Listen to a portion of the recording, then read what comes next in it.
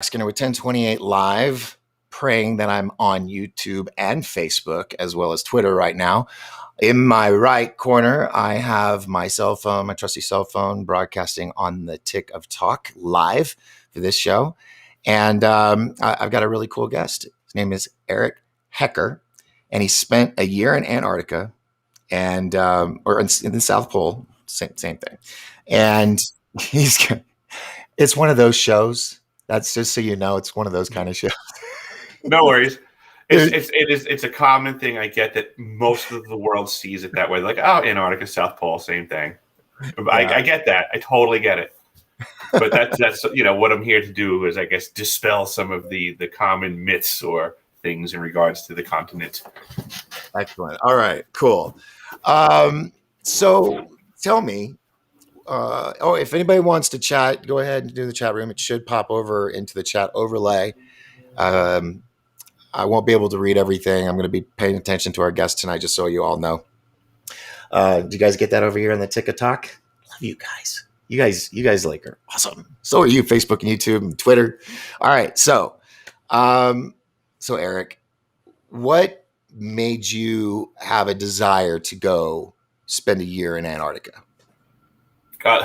Lack of employment in New York. It was basically it. It was post 2008 economy, and there wasn't really a lot going on in the plumbing industry. So it was just a matter of looking for contracts, and I wound up getting one that I originally found advertised in Centennial, Colorado, but I found out that they actually meant Antarctica. So there I was staring down the barrel of a contract for Antarctica.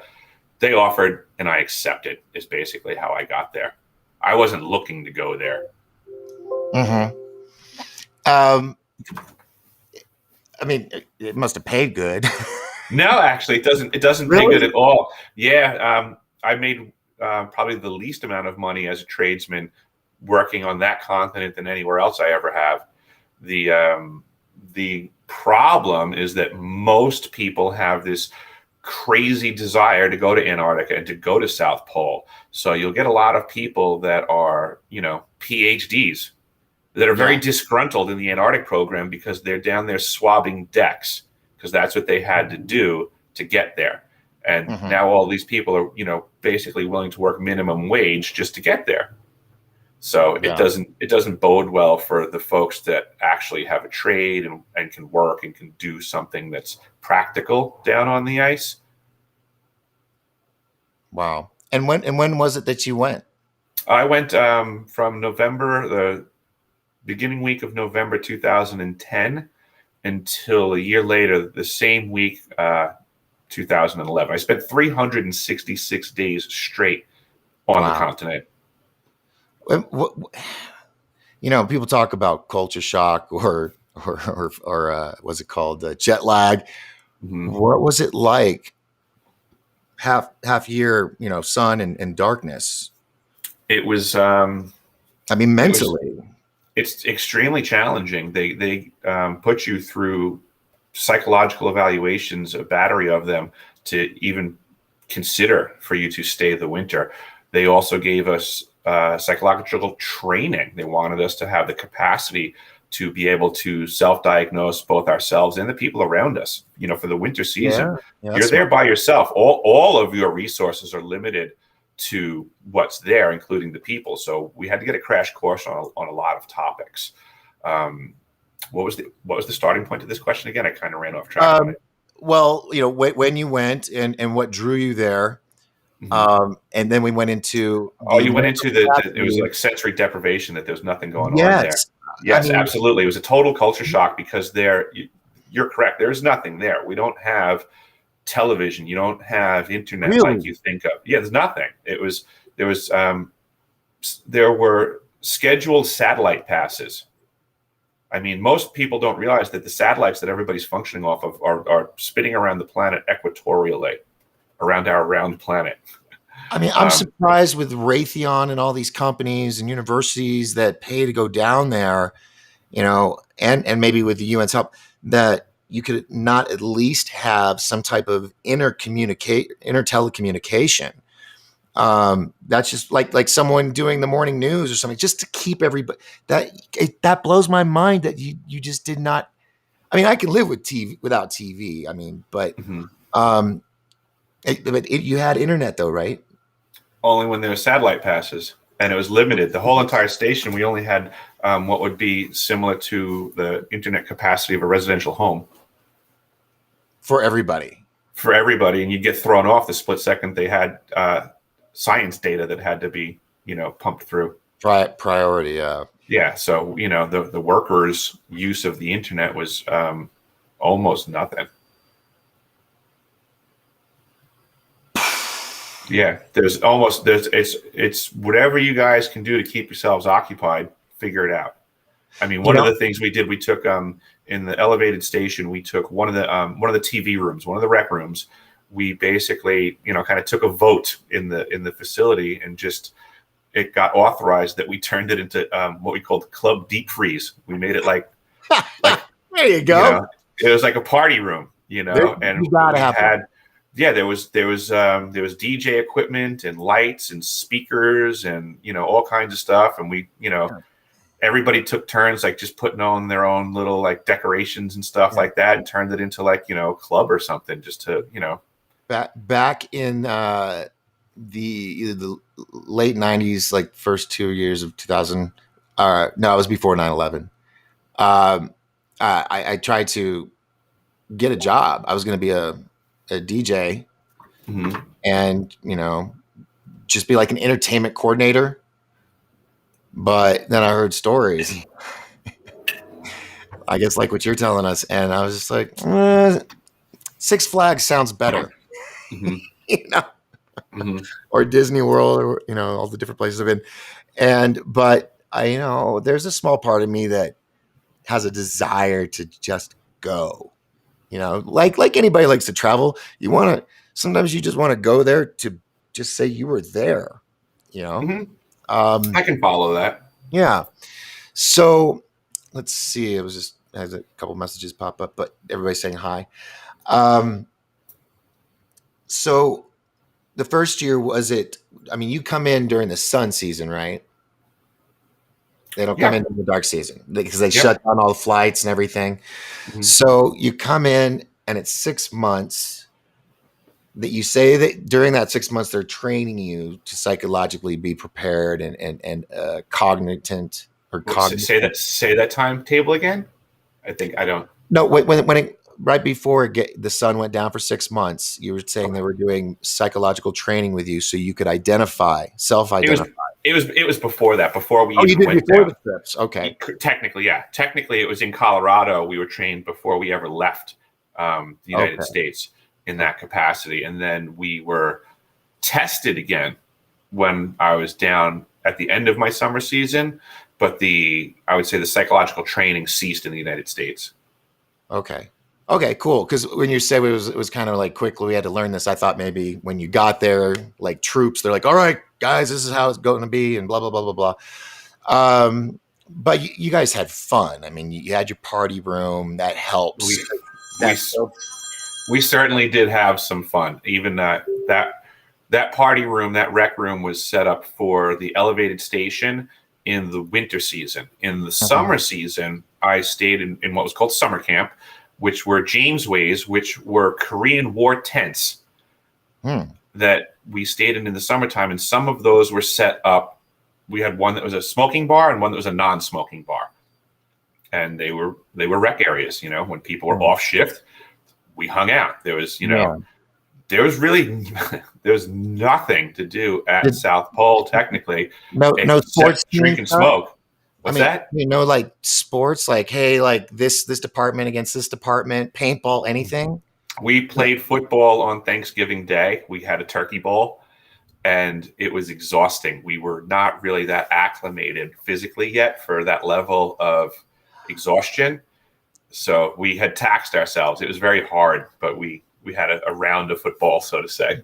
Do you guys ever get anything like the USO that comes through every now and then? Or No, no, no, dude, no, no, you're no, no. giving me a great idea to Oh put my together a goodness. team and come up there every season, or every other season, every day season, bring a band and people and throw a fucking huge ass party for you guys because you earned it. I mean, if you're getting paid shit, then damn. Oh, The, dude, I used to work with I like the idea of that, but they basically just do it in house. So they'll oh, take the gymnasium and they'll set it up, and they have people on staff that are musicians. They have a music room that, okay. from what I understand from music folks, they have some substantial gear there. But what they're not going to do is logistic. They're not flying you all in for that. There's no way in hell. I No, I mean, meant to just think of the expense. stay for a season, like for the sunny season, and then leave before it's done. Like well, yeah, more or less. I mean, that's what people do. I mean, Okay. we've had folks show up that are fantastic musicians. Okay. There's stuff that you can Google. You can see there's some events that were thrown on YouTube from a party when I was there. Actually, Oh, is on really? YouTube. Yeah. If you go on But YouTube, you're okay with it being online, right? it's already out there. It's on YouTube. The guy that Whatever. someone made a video of it and put it up there. It was, I think, Thanksgiving night when we were there was a musical event. Yeah, go to YouTube, type in the Long Underwear song. Okay, So I'll have you'll have a blast. long underwear song. Okay. Oh yeah, you might be able to throw it on air. I don't know what you can Well, do. I've got a lot of windows open, and we have an electrical storm going on outside. I don't want to chance it. There you I'm go. just happy I got you here. So, all No right. worries. So, I think we did a nice soft intro for everybody, but I think everybody that's out there is wanting to hear some meat and potatoes. So, you're out there, you're working, and you've discovered some things, whether they're real or not, I guess. Can you give us some examples? Absolutely. What I'm trying to get out to folks is a truth that no one else knows, no one else is hearing because they haven't been there. There's few and far between people that have been to the South Pole Station. Excuse me. And even fewer at any point in time had a key that opens every door. I was on the maintenance crew. I had a key that gets into every door. I got to talk to everybody. Most people had to sit in their compartments and listen to what they were told they needed to know. Compartmentalized, yes. Absolutely. I got to go to every compartment, find out what everybody else knew. You were a drifter. Yeah, I like you. And then I got to discern what was really going on. That a boy. Do tell. So down at the South Pole Station, they have what is commonly referred to as the ice cube neutrino detector. And it is a science facility as presented to the public that costs many hundreds of billions of dollars. I was there in 2010, 2011, when that system went from construction to on. I was there when they turned it on, and I was there for the first operations and maintenance winter over crew. I'm very familiar with the device. I have provided documentation on my website. If you go to deciphering.tv in the archives, the proof is present. It's already real in this world. It's undeniable. Hold on real quick. Sure. I'm gonna type that up and put it on the screen. Can you spell that for me? You got it. It's deciphering. So it's DECIPHERING.TV. And if you folks go in the archives section there, you'll find something called DOM document. And this is the proof. So the ice cube neutrino detector is a array where they drill, they bore holes down in the ice with hot water. We're at 10,300 feet of elevation.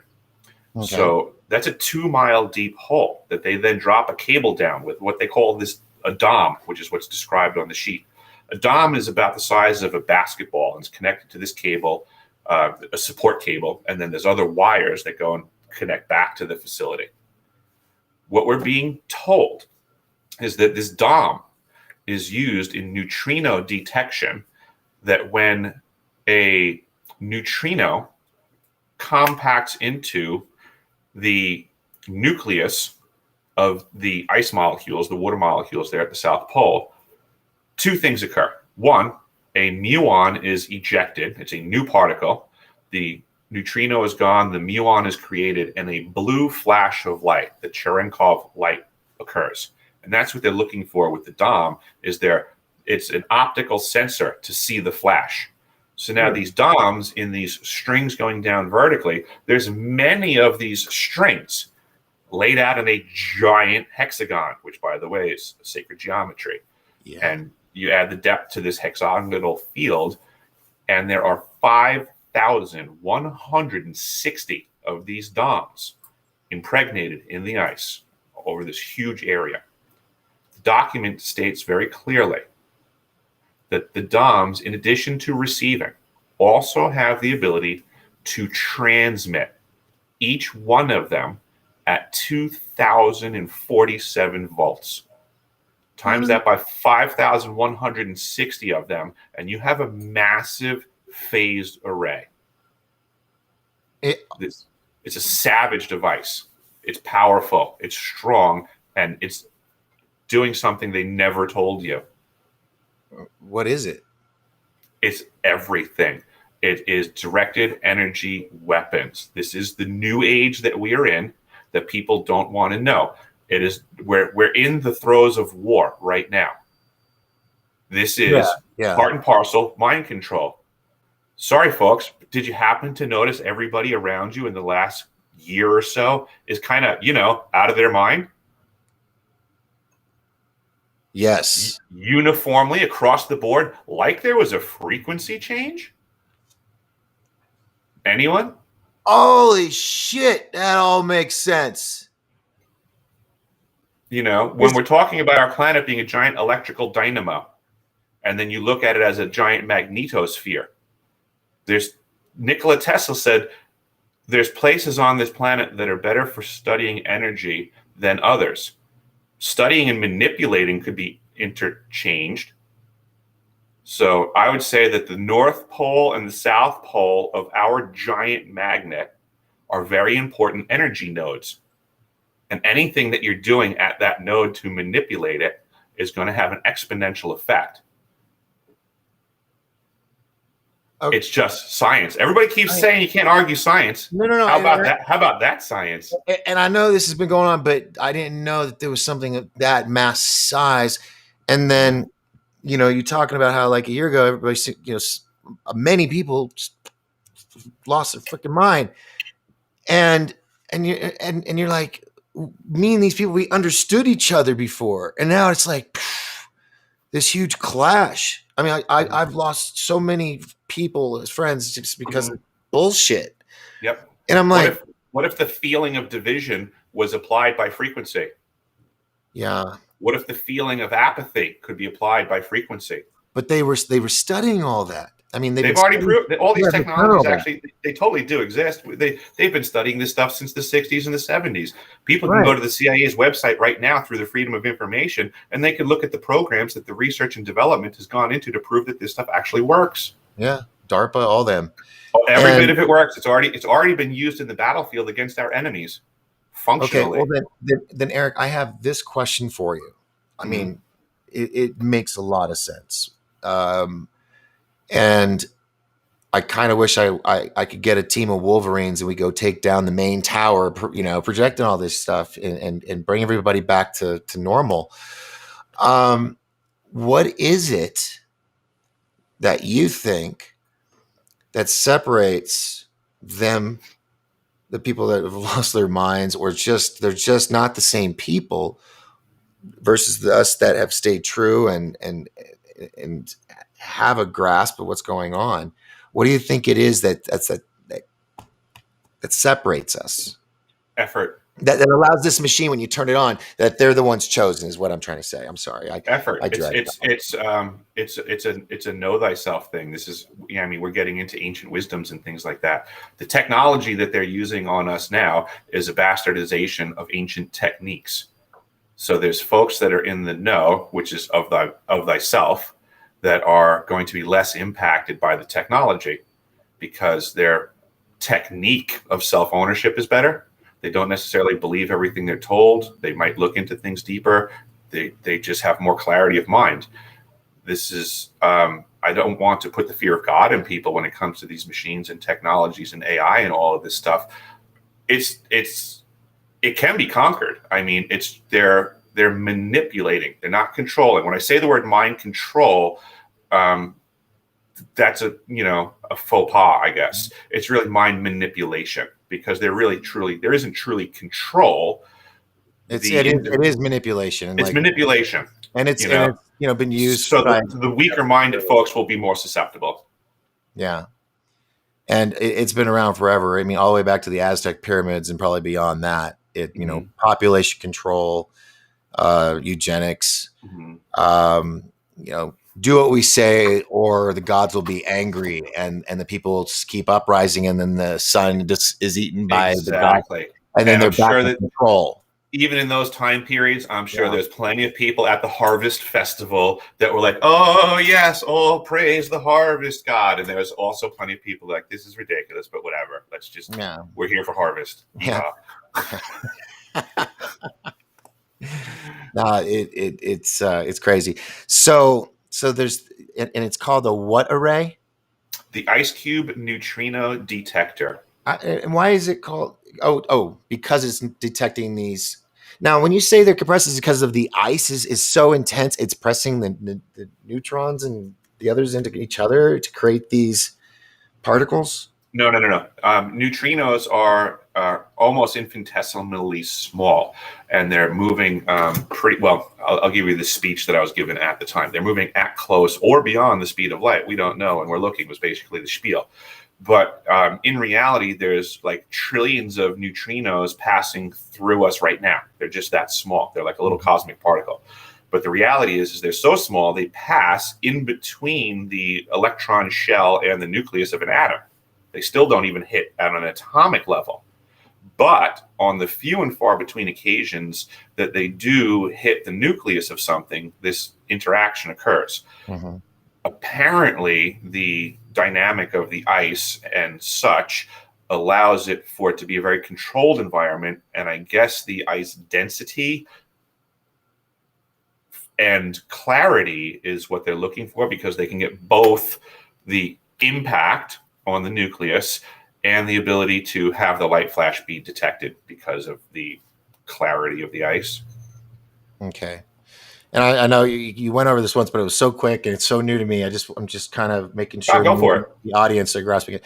So all that happens, and it's in the ice. But what we're doing, you said, is we're drilling holes in the ice and making a gigantic octagon. You said Yes. Sorry, hexagon. hexagon, and they're putting these cables down. So it's like a little farm field, right, Mm-hmm. in the ice, and they're going down. And so we're they're collecting this light, and that's what's creating the array. Or No. see, No, no, no, no, no, no, no, I just no. want to make sure I don't want to look Two separate things. Think of everything as multifaceted. okay. So on one side, imagine they flip a switch and they go, "Oh, it's a detector." So it's detecting. It's doing the science thing. Mm-hmm. That's one thing. Now you flip the switch, and they say, "Hey, we want to transmit." It has nothing to do with what we just said. Now they flip the switch, and we have power supply at the South Pole Station. Wow. Right? We have generators that are running. We have power. Mm-hmm. Now they can turn the transmitter on because, like the document says, they have the ability to transmit at 2,047 volts per dom. That's like HARP. Correct. Oh shit. I mean, they said that there's things like HARP all around the world, but Right. I never. This is such a Tesla sounding design, Absolutely. and using the Earth. It's way over my head, but I grasp the concept, Mm-hmm. and it's very fascinating. Yeah, a lot of folks don't realize that a lot of Tesla stuff, when they talk about the towers up top, like Wardenclyffe on Long Island as an example, which I've been over to the area, nobody really discusses the iron pilings that he jammed into the ground all the way down into the bedrock hundreds of feet below. So there's a lot to be said for what his combination of air resonant transformer and massive grounding systems did as a combination unit. So they got all kinds. I know. I mean, I've done the whole Google search where you go down and find just weird shit. And I mean, is how many of these things do you think they have down there? Is it just the one? To find these things and down where? this machine, the array. The ice cube neutrino detector. Yeah, yeah. I can only speak for the one that I know about the South Pole, and that's what I was getting at before. Is that I've been to the South Pole station itself. It is not all of Antarctica. Antarctica is the fifth largest continent on the planet, and a lot of people don't understand that. It would be like if you've never been to the United States, right, and you landed in San Diego Mm-hmm. and you stayed there for a year. How much of the rest of the United States do you get to speak for? Right. But people seem to love doing that when it comes to Antarctica. Hmm. Somebody sets foot in one spot, and now all of a sudden they like speaking for the whole place But it's that they've broken never up that by the they've never UN. been to. So Yeah. myself personally, I've been to McMurdo and South Pole Station, and I've flown between both of those spots twice. That's all I've seen at Antarctica, so it's all I can speak for. Which is like a sliver, really. It's the tiniest little sliver in the world, but what I certainly won't do in my experience is overspeak my experience. Well, that's appreciated. Understood. I wish a lot of people would stop Yeah. overspeaking their Antarctic experiences as if they know so much. Yeah. When they just got a sliver of it. Most So people go to the coast for 6 hours in one spot, and then all of a sudden they're the Antarctic expert. yeah, yeah. So being there for a year, you did your skill set. Um, are you intending on going back, or was that a No, one? I am not intending on going So, back to so Antarctica. we can speak freely. I just didn't want you to say if you were trying to go back and. I've already said enough stuff that they probably won't ever take me back. So bring on the juiciness. While you work, did you experience or see anything from? There's a lot of conspiracy theories out there, and we all need to stop, demonizing that word. But I was talking to TikTok. But well, that array thing alone is just insane because you, That's a huge year actually, ago. because I keep trying to impress upon people that we are in the middle of a world war right now Mm-hmm. with new weapons of war. There's a gentleman that I want folks to pay attention to. His name is Dr. James Giordano, and he does a presentation about neuro weapons at West Point Wow. to the future leaders of our military to let them know about the weapons that currently exist on both sides of the battlefield. Yeah. And I'm just letting folks know that I've been at a facility that I think is one of these facilities. I think directed energy weapons are being fired right now. I think that I was at a facility where we were firing them. I believe we were fired upon. I believe members of my crew are negatively impacted from waging such wars. And I Wow. believe it's time that everybody else is aware of what's really going on out there. We keep seeing things in the news about Havana syndrome this, and what about that? Yeah, well, what about that? Just because we don't see people with bullet holes walking around like wounded anymore Mm-hmm. doesn't mean that there's not war going on by a new definition. Right. And psychological, Psychological. spiritual. Wars, or was it rumors of wars between nations and stuff? Mm-hmm. It's getting crazy. I am proud when I'm seeing all of these people stand up and unite the past few weeks for what's right in this world against the powers to be. Mm-hmm. So anyway, back to this weapon, the secondary weapon you're talking about. Was it like a pulse weapon? Was it a weapon like the one you spoke of previously, or was it aimed somewhere where it would arch and come back down, or was it shooting at UFOs? What do you I'm think?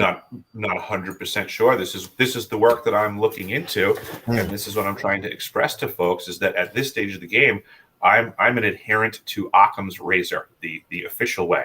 Most people use it inappropriately. They think it means to keep things simple, and that if you reduce things down to the simplest answer, that must make it so. And that's using it incorrectly. Right. Occam's razor actually means that you have to take all possibilities and put them on the table, like this Exactly. big chunk of all possibility. And then what you do is you take a razor and you slice off a piece of that possibility, you look at it and you assess. And if you can negate it, you throw it away as not possible. Mm-hmm. And then you keep cutting things off that are not possible, and whatever remains, It's Is possible. yes. And then you have to figure it out. So what I'm trying to express to the world is that directed energy weapons exist. They are online. I don't know exactly what they do. I can't negate anything at this point. All I can do is look at the list of all possibility, Hmm. start trying to figure out what they're not doing. But what I do know is possible has to stay on the table. Right. Until So this, right now, everything is possible that we have ever considered with directed energy weapons. We have to look at mind control and or manipulation. We have to look at HARP type devices where we can say that we are causing earthquakes, tsunamis, moving weather around, causing right. droughts or excess of rain. Hmm. Maybe we're trying to flood an area to break somebody's dam. Maybe we're trying to dry out another area to make fires happen easier. And it's been Maybe a lot. forest fires are being started by laser beams from satellites. Yeah, that's also from the from the planes that have the crap. I'm having letters swim in my head right now. Mhm. Not LRAD. That's the riot thing. Mhm. Uh, direct energy weapons Exactly. from Yeah. planes too. I mean, the Air Mhm. Force has got the one with the gigantic, flat lens on it.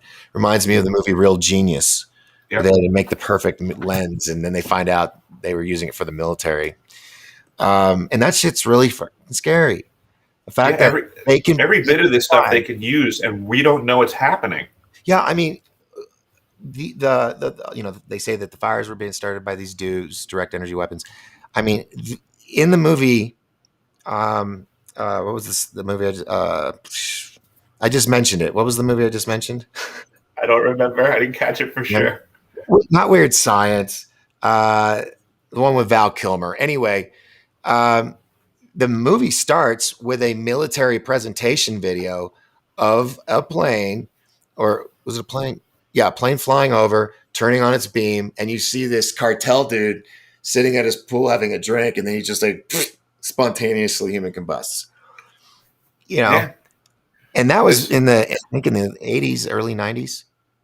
I believe the They were LRAD can actually do that real if it's turned genius. up high enough. Oh, real Yes, genius. Yep. Vernon Daniels, thank you very much. And real quick, hey, can I just, I normally do this every night and I skip them.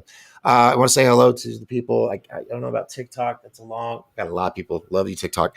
I got my dedicated people here, Vernon Daniels, Elizabeth, High Tech. Uh, oh, it's not letting me scroll. Oh, that sucks. So it's only real time. Everybody that's on there, thank you very much for joining us tonight. All right, moving on. Sorry. I like I to want to try acknowledge my, something. I want to try something just because you're doing the TikTok thing, and I keep hearing people talk about TikTok. So everybody okay. out there on TikTok, I'm hearing that you're a very powerful platform. If that's the case, go to deciphering.tv somehow and let me know that you're from TikTok. Whether you want to subscribe, leave a comment. I'm considering going on there, but I'm apprehensive too because I'm old school, and I don't know if I want to go in that direction. But if you guys can let me know it's worth it, I might consider it. Well, I was the same way. I was like, dude, I'm already on multiple platforms. It's just another thing. I got to learn all the bells and whistles and everything. But Mm-hmm. it was actually very, very quick. And I mean, I still do basic videos. I don't even have music on my stuff unless I'm doing what's called a duet. When I find something really amazing, it plays kind of like what we're looking like right now on the screen, side by Mm-hmm. side. And there's no mic, so you can't hear me, but you hear them. And I'm just like, yep, I agree. I agree. And it's blown up. I have over 1.5 million views just in the past week and a half alone. And I mean, I'm pumping out, 6, 7, 12 videos, depending a day. Just if I feel like the whole truck strike that's going on in Mm-hmm. Australia and here in the States on the 31st, I've been like covering that. And it's mind blowing. One of my videos is over 680,000 views, and I just released it like 2, 3 days ago. And Oh, very cool. it's a babysitter 911 call because she lost the kid and she's freaking out. And she's talking about, well, anyway, I'll have to send you the link. It's hilarious and it's huge. So I would strongly, I would push you in that direction. It It's totally worth it. You're gonna hear, well, I hear it's run by the Chinese. Everything's run by the fucking Chinese, or the Saudis. It's just it is what it is. I That's can kind of still why I started a website and built my own studio, because my website and my studio is not run by the Chinese, so I do have an right, option. And I right. actually do suggest that in the war that we're in now, I suggest people do that as well. If you Yes, haven't realized, all of these platforms reserve the right to step on your throat anytime you say something they don't like. So right. if you don't figure out a way to control the dissemination of your voice, you're going to lose it, folks. Yeah. And that's why I haven't jumped on TikTok yet. I have my own website and I have my own studio now. Well, So but that's effectively, but use it like a billboard then. That way it directs traffic to your website. I don't know if I want to support the enemy that much, to be honest. Well, the thing is, it was created by China, and it was big over there, and it came over here, and then the American government was like, no, we don't want that, so they made them sell the American side of it to, I think it was Oracle, and it's been fine ever since. I mean, I can say do whatever I want on there. Yeah. I haven't been getting issues with anything. Everybody's been so Mm. supportive. Uh, just in the past week, I've probably gotten more stuff on TikTok than I have on Facebook and YouTube in the past 8 years combined. Mhm. I mean, it's that insane. It's that insane.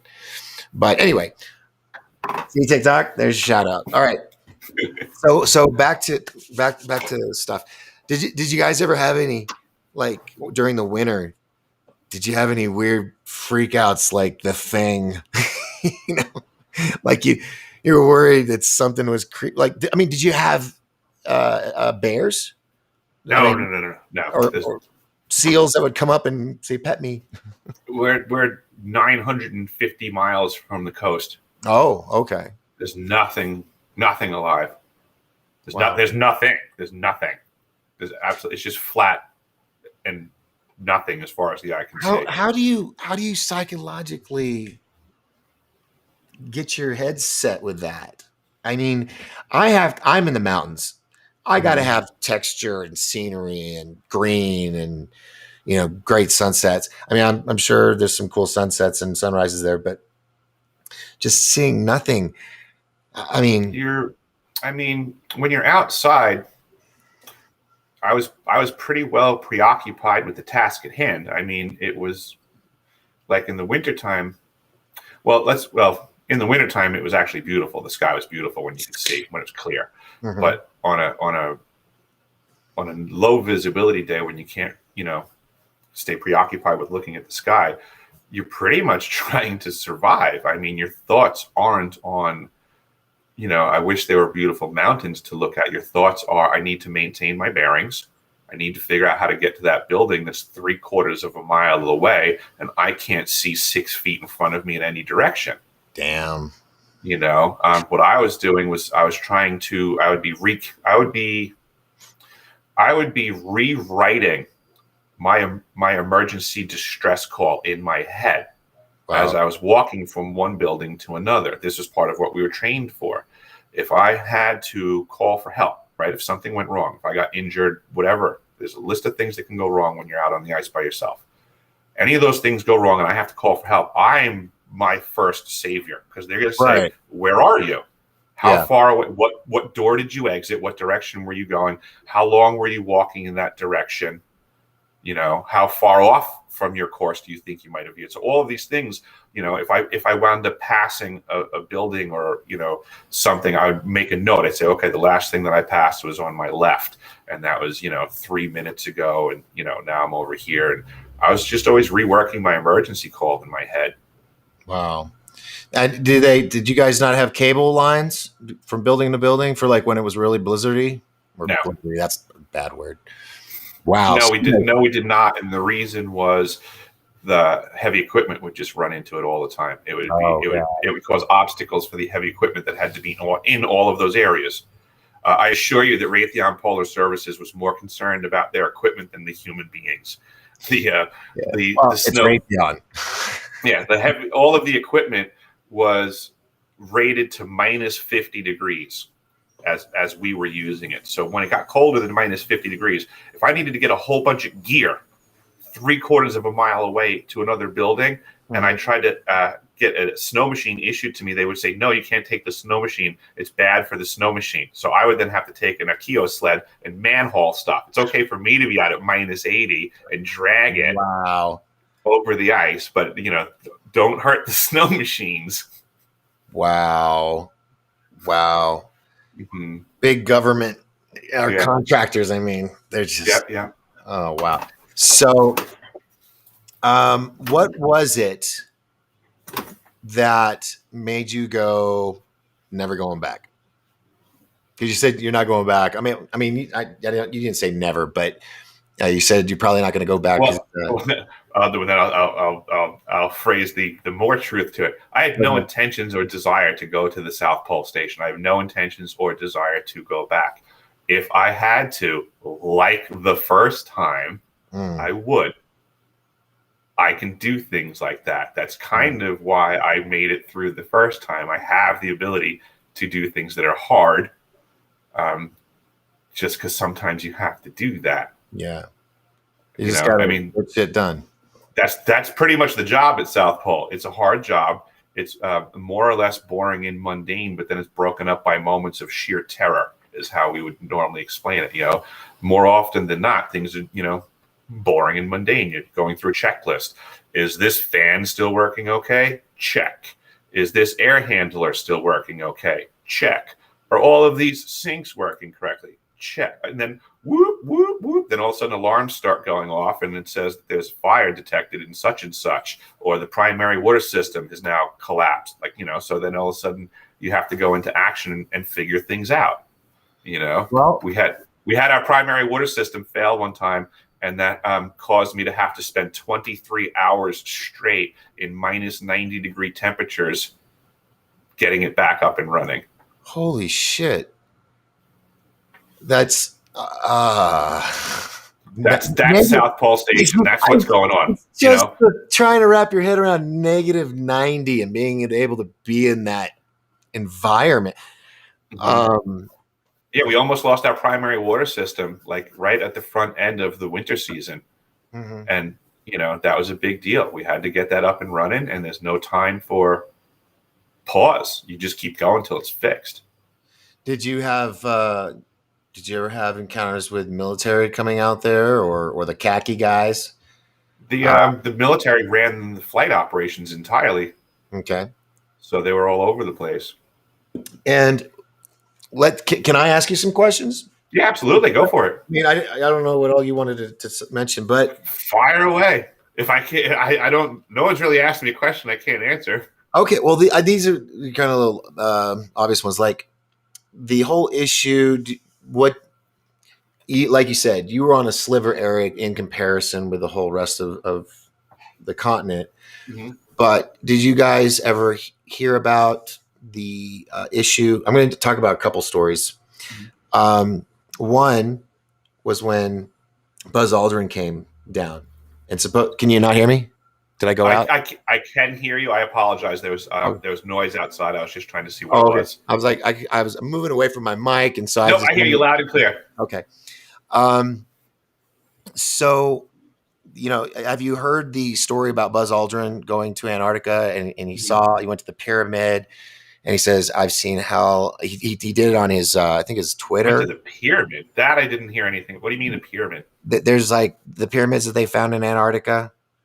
I never heard of anybody saying that Buzz Aldrin went and saw pyramids. Oh God. Yeah. It made news because they had to rush him to a New Zealand hospital after the event.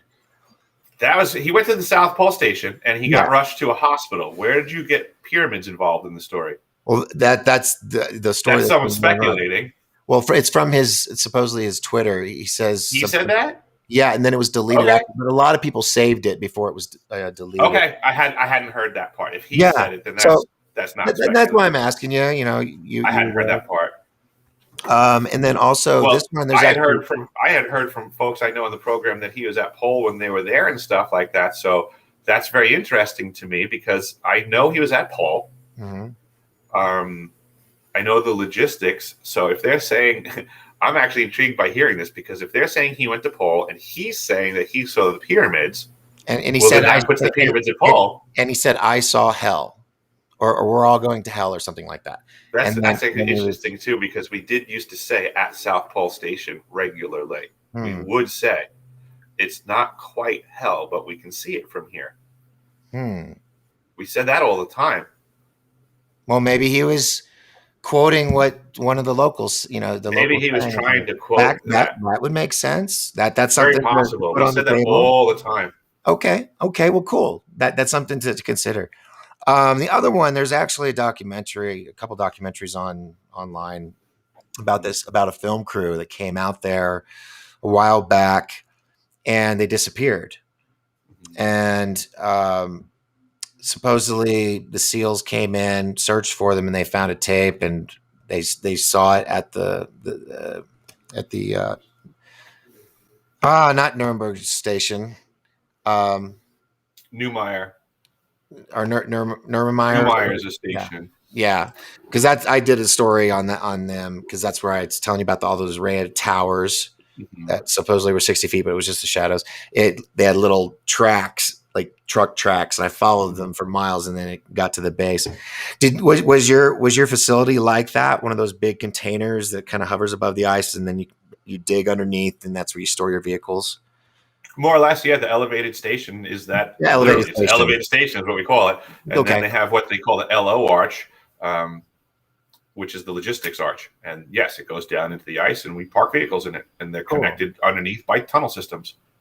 Cool. Mhm. So anyway, jumping back to that question, did you ever hear about that situation? Because that I think made some news. Nothing major. I've heard that stuff, but I mean, it's also, I mean, I've heard a million stories of speculations of things that happen in Antarctica Mm-hmm. from people that have never been there. I mean, it's all Let's. very interesting stories to me, and I don't discount that there's a That's lot of awesome. weird stuff going on down there. I really do believe there's tons of weird stuff going on there. I'm proving it myself, but I have a hard time believing anybody talking about any topic When they have never that been they there. have no experience Right. in, and they're referencing people that won't say who they are or how they. I mean, am I being unreasonable? No, no, no. Especially from, I totally. especially from a position of someone like myself. I mean, I've actually been there. So in reality, I'm Right. trying to be semi-respectful. I find most people's stories about Antarctica to be baloney, just because it's like I can say a story about anything I want to. Hey, Right. did you hear about the thing that happened in Africa? I'll go write a story on it. Does that make it legitimized? Because Yeah. someone said something about But something? people will legitimize it. Yes. And the So more that people talk about it, does that make it more legitimate because it's a cool story? yeah, but being there a whole year, you got to talk to, I'm sure, many people, and you probably had a couple. I don't know if you drink or not, but I know, like at the bar, the social thing. I You're gonna absolutely talk. drank at the South Pole. You There's no got it. denying it. I told you it's mandatory. I thought it was It's like part of the it's job. kind of more or less. So, um, yeah, I mean, what from things that you've heard and learned Mhm. or discovered, to what extent? Uh, what kind of theories could you dispel or say it's really not like this, it's actually like this?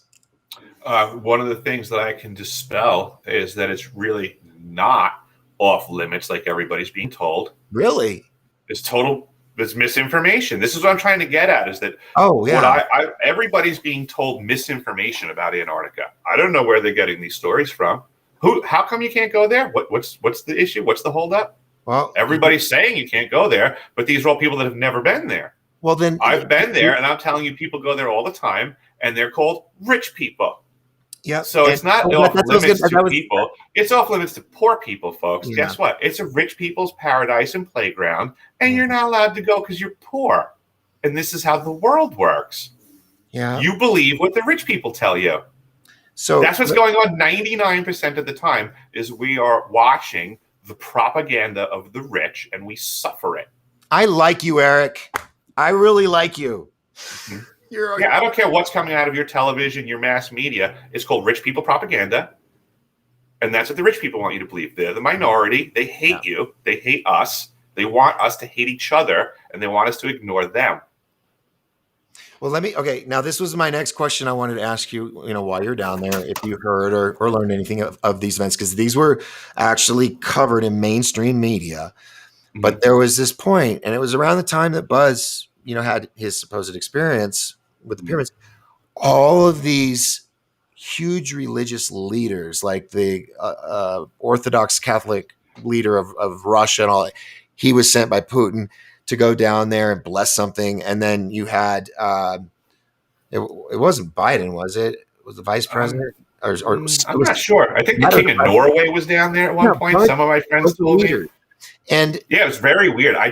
Something. All the dignitaries going down there makes zero sense to me. yeah, I assure you, I'm very familiar with the conference room at the South Pole Station. yeah. I don't see the risk versus reward on putting all these high level people at such risk to get to said conference. Mm-hmm. I don't see the reward, so it seems very weird to me. I think something was up. And yeah, because that has bothered me for a while. I mean, I don't lose sleep over it, but Sound like there wasn't a lot of poor people in the conversation there, though, right? no, no, no, Yeah, no. sound like a rich people All conversation to yeah, me. and leaders and people of influence, like They weren't banned from going to Antarctica, right? When no, people no, say like no one's allowed to go to Antarctica, apparently that's not true, right? right. If you're a And dignitary or you're wealthy, you can go. I actually produced and directed a mini series on the Sci-Fi Network called Antarctica by Sail, starring Brad Olson. He's like this world explorer, and There you go. he went on a sailboat Mhm. with not Norwegians, anyway, some foreigners. Yeah, down from Ushuaia. Anybody Yeah, can go down to Ushuaia and get a boat and go to Antarctica. There's right. nothing stopping anyone from doing that, and that's all you have to do. Bring your checkbook. Yeah, You can do what Brad Olson did. yeah. Yeah, we're actually. I don't know if you know about this. Do you know who Brooks Agnew is?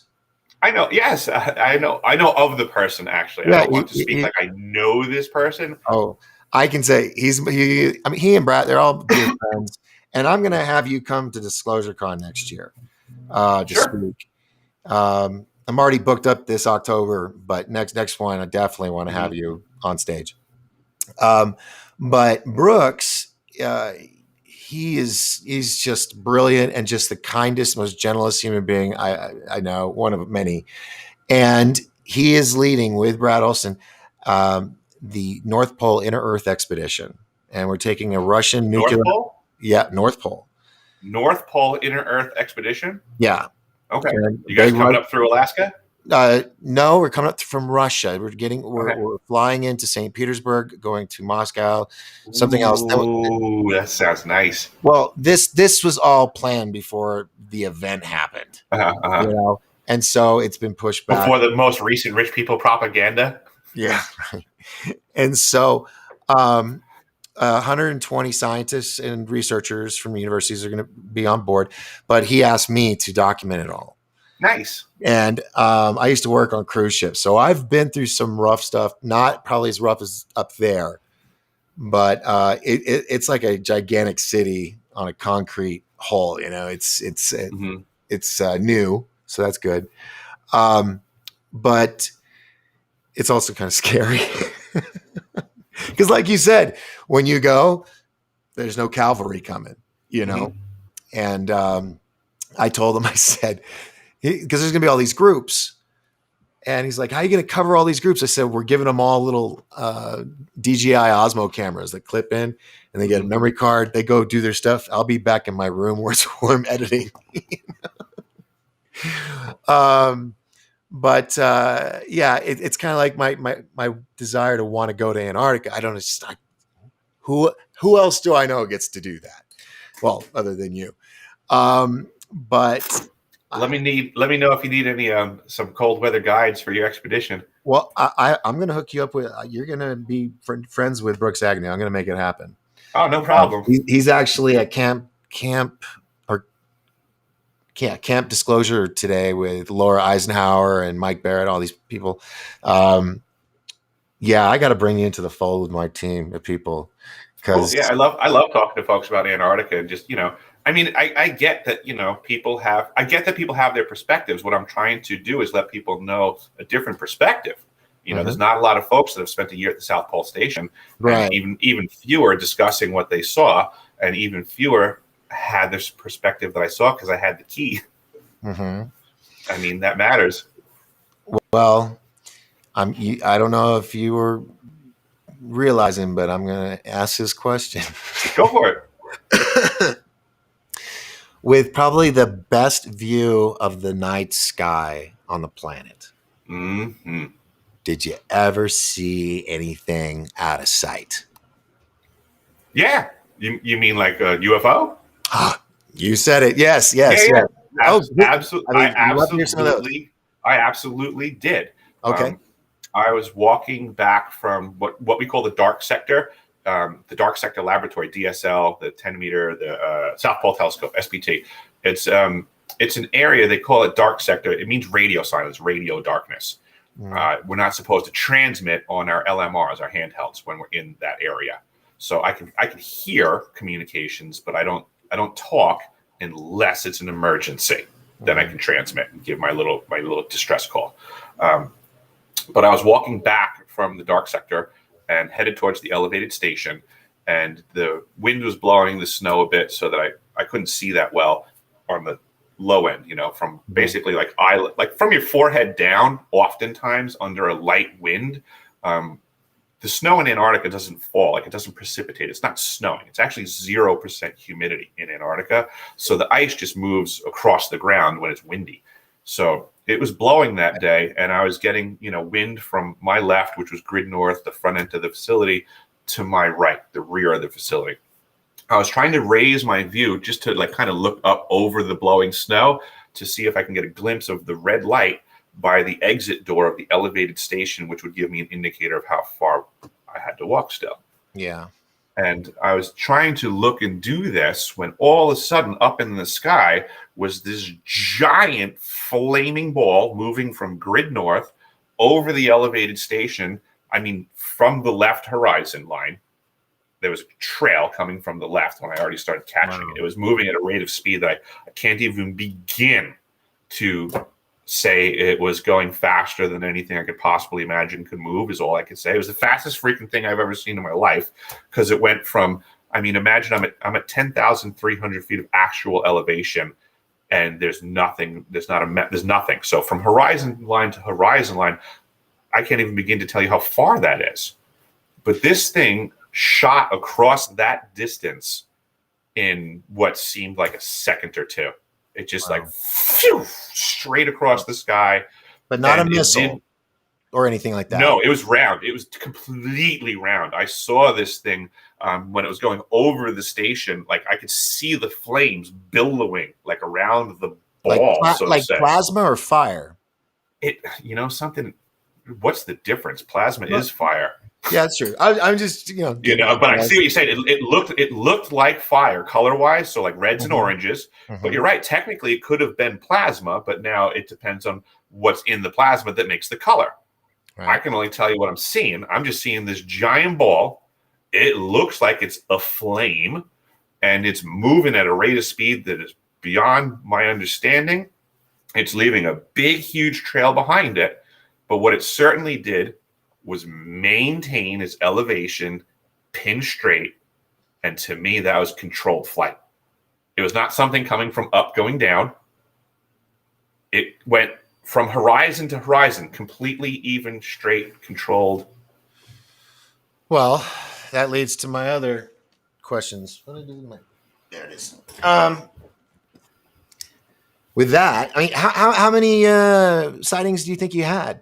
That was the only one that I saw there. I like that. There were times where I would be absorbing the beauty of the sky, right?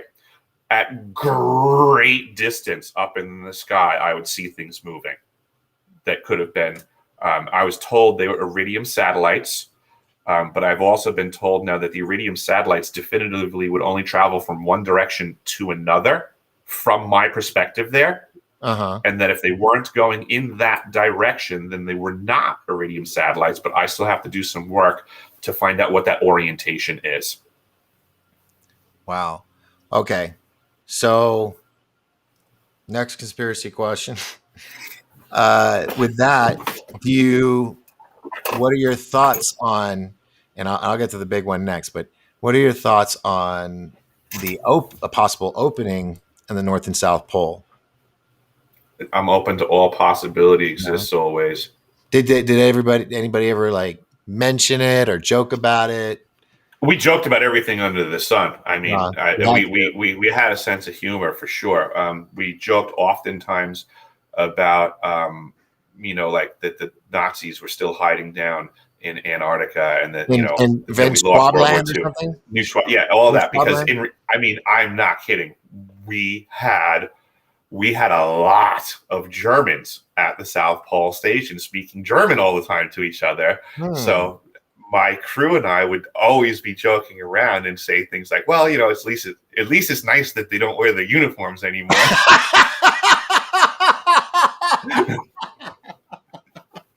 It was just like, Sorry, German friends, but yeah, that's it fucking was, funny. and the Germans laughed all day long. They were laughing too. They had Europeans have a better sense of humor than most Americans. They can take jokes against themselves better than Americans Mhm. can. I would tease some of the Germans at the chow hall. Right, I'd be walking past a table that would have 10 of the German scientists talking, I should say, talking and eating lunch, and I would walk by and I would just say, "I'm sorry." I would say, "I don't care." I said, "It still sounds like you guys are trying to take over the world to me." And they would laugh. And this one guy who would look at me, he would say, "How do you know that we aren't?" And I'd say, "See, that's exactly what I'm getting at. I know what you guys are up to." I read between lines. Yes, yes. After lunch, take over the world. Boss Mm. slows. Oh man, that was almost a through the nose one. You gotta be, almost, it was gonna be Dr. Pepper. It was gonna be messy, but thank God I held There it. you All go. right. That was actually on my list was the new Schwabland, but I was gonna hold off. I thought I'd top that off after the question of what are your thoughts on and please don't think I'm on either, the flat earth theory. Do you think because you said it's nothing but flatness? Do you Perspective, have you like, heard yeah, have you heard this whole movement about the flat earth? absolutely 100%. I think it's hilarious. And I was taught to pity the fools. I pity the flat earthers and their lack of discernment. That's all there is to it. I don't drink, bro, but I want to have a beer with you. Yeah, I mean, flat Earth is a very functional psyop. It's taken what was previously good intentioned conspiracy theorists and confused them. Well, one thing I wonder though is that throughout history they always said it was flat and it's the dome and all that. But there was this one video that some independent kid made a rocket and shot it up with a camera, and it was just spiraling out like a bullet, and it Mhm. got all the way to a point, and it just stopped, and it sounded like bubbles, and then it slowly kind of came back down. And that's the one video, the one anything that made me go, damn, what if? I'm not researching, I'm not looking into it. I don't care about it. But I saw that one video and I'm like, I I just go off of what I've seen. I mean, I yeah, know what I've seen on all the different parts of the planet that I've been on. I am certainly not going to take some hypothesis yeah, of somebody who doesn't have the experience that I have. That's not going to change my mind ever. That's insane to think that some story from some person who hasn't been there is going to rewrite my experience. I mean, yeah. um, where did the sun go when I was there in the wintertime? Oh, I'm sorry. This is the part where the whole flat Earth community goes, "He's a lying shill for the government." Yeah, because I don't agree with you. Well, You out of your well, now that you said it, I mean, might as well let people know that I did order you on 1-800 get a shill. I needed a guest tonight. Yeah, and I only cost a shilling. Yeah, uh, go to www.shillingsforshills. All right, hold on. Ichabod has a question. Doc, ask him if he was ever locked down for a point of time while there. Okay, did you ever have lockdowns while you were in a lockdown? Did you No. ever have? What do you mean by no? No lockdowns. I mean, I mean, playing with words, you could say my winter season was. I was locked down the whole winter. Yeah. Well, I meant like if something had happened or somebody lost their shit and they're like, everybody just stay in your rooms, or you never No, had. that wouldn't happen. We were the first responder to every single emergency there was. I was the lead of the fire attack team. So anytime the alarms went off, I had to throw on full bunker gear, SCBA, and move towards the problem. Wow. There was no lockdown. If there was a lockdown, I'd be putting people on lockdown. Well, I'm just, yeah, that was a Yeah. question from Ichabod. Yeah, no. I mean, the closest thing to a lockdown we had was when there was an actual emergency.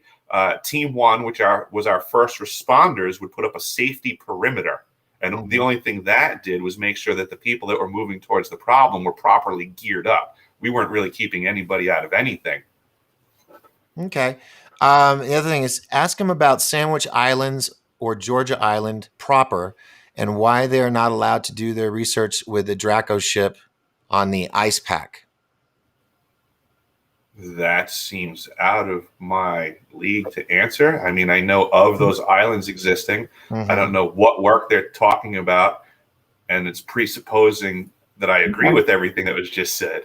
Yeah, no. Yeah. Just questions are Yeah, I coming. couldn't answer that one. Yeah, I don't know anything Okay. about what the Draco are trying to do on those islands and who's trying to stop them. What I will say, there's a lot of factions fighting on this planet, though. I do agree with that.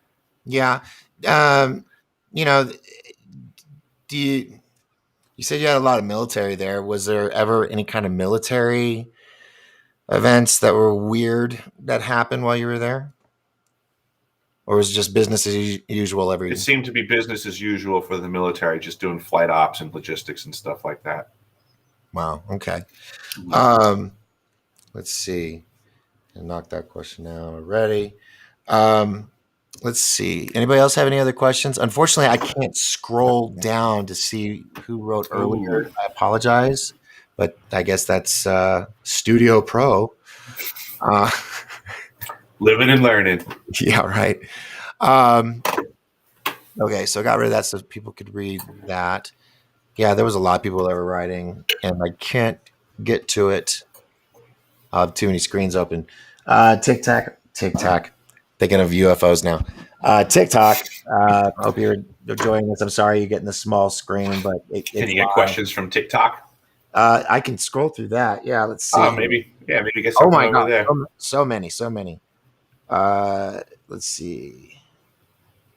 Um, let's see. People in the UK are crazy more than normal. I guess. Oh shoot, that was about when you were saying they turned the switch, a year ago, and everybody started getting weird. He said that Mhm. in the UK they were. Who's that crazy mental bitch? Thank you, crazy mental bitch. Okay, we're living in a mad time and a mad world. Yes. Um, let's see. Follow the host. Yes. Go. Okay, I got it. Deciphering.tv is your website. Mhm. How often do you do your show? Well, I'm They're pretty sporadic at this point. I'm just trying to crank out information as fast as I can find it.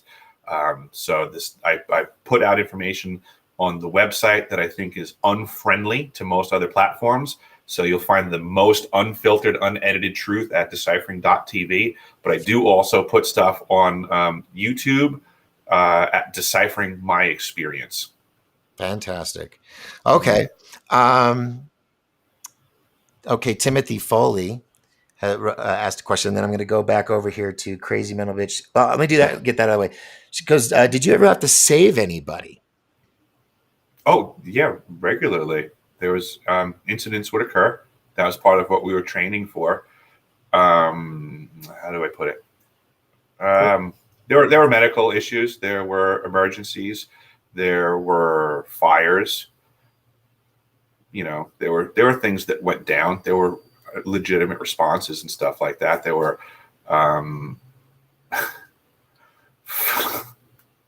There was a massive fuel spill one time that almost took out the whole facility. There was, I mean, there's all kinds of things that go on. I mean, there's a couple of times I thought it was. I mean, I thought those were my final moments. There was some of the most dangerous things that ever happened in my life happened at South Pole Station. We had an alarm go off one time at the cryogenic facility. We have oh geez, I'm actually learning more about this facility now that I didn't know then. So we had about 500,000 gallons of helium stored at about 4 degrees Kelvin, which is 4 degrees above absolute zero. Mm-hmm. From what my understanding is that when you chill it back down cooler, which we did, down to about a quarter degree above Kelvin, that it's actually a superfluid at that point. I didn't know it at the time, but there's That I've something heard very. that word before. It's superfluid. It's a superfluid. I didn't know that at the time, but regardless, what I did know at the time was that our storage system, if it were to spring a leak, this is what I was directed. If this system was to spring a leak, it's going to start to destroy itself. You know, as this fluid, as it comes out, this is what we're told. It's going to start to take itself apart, and then this thing's going to explode at 450 to 1. So this was part of what we were trained for to deal with. Okay. So one day the alarms go off. Fire at cryo, the balloon inflation / cryo facility. And we had a guy working. That's where We had they a guy store working everything, there that right? day. That's where What's that? everything's stored, right? All the That's ice. where all this is where all the superfluid is stored, or I should say where all the helium is stored at the warmer state. So still the helium state, but it has that expansion rate, we're told. So the alarms go off, and this is the dead of winter. This is a separate facility, okay? So we had, through practice, through the previous weeks there, in other responses, we had learned that our gear was not doing well in these cold. As the temperatures were getting colder in the winter, we were having a lot of dysfunction with our firefighting gear. It was not meant to work in these temperatures. So we were doing new measures in appropriating our gear, getting each other geared up. My co-lead for the attack team for the fire brigade was a gal, and we were prepping ourselves at our gear lockers where we were dressing each other is basically how you do it, so that it's faster actually than trying to dress yourself and then get checked, because you can see the other person. So we're sitting there gearing each other up and going as fast as we can, and our radios are firing up because we can hear the first responders go immediately to the problem. And what they do is they gather intel and they set the scene so that we can get the right resources to go into the problem. So we were listening to the radio as we were gearing each other up, and all of a sudden fires up from the first responders that this is an active fire that is billowing smoke, and they're out of there. And when we heard that this was an actually fully employed fire in that facility, I mean, seconds before, it was like, all right, let me put this here. You're going to need this. Let me move that over. And then when we heard that transmission, we just shut up. I didn't talk anymore. There was nothing to say. It was like the balloon inflation facility is on fire and cryo's connected to that. And wow, was all I could think of in my head. We proceeded in silence. We geared up. We went on air, and we exited that building with fire extinguishers on our shoulders. And we were walking across at minus 90 some odd degree temperatures. And I fully anticipated that building, I was waiting to just see a flash of light. I was waiting to see the building go round and then just come at me at Mach 12. Yeah. And we were just walking towards that building in silence. And I can still hear the squishing of the ice, like styrofoam under my feet in the silence, just walking towards that building. And I could see the smoke trail. It was really dark that day. There was moonlit back there, but other than the moon, there wasn't much going on. And I remember just seeing the trail of smoke, and it just looked eerie. And we were walking in silence, just waiting for that building to hit me in the face. Jesus Christ. But we got there and put it out, and, you know, we made it. Wow. Dude, I mean, you know, walking into a house fire is one thing, but you're walking into a fire, cryogenic and helium, all that. And yeah, it would be a big mushroom boom. Yeah. And you went it, that's. It would have taken out most of the facility. If anyone survived, I think it it would have been the demise of everyone because it would have taken out all the primary systems.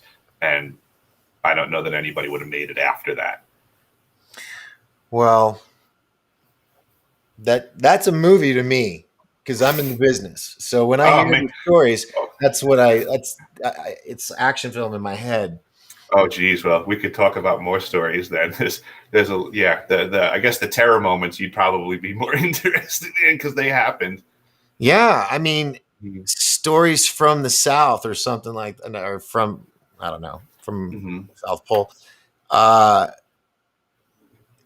because no, I don't think people think about you guys and what you do down there. They just know that the government's, supposedly own it all. We're not allowed to be there. The UN's in charge, and It is the ultimate, like, good luck, guys.